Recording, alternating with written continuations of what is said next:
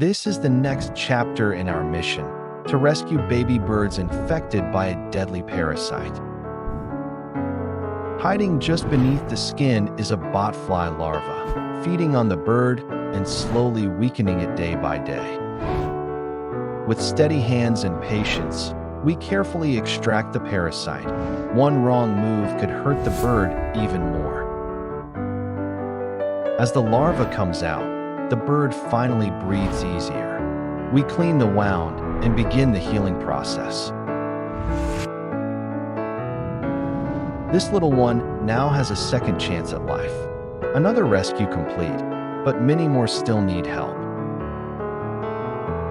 Follow us for more real-life rescues and heartwarming recoveries.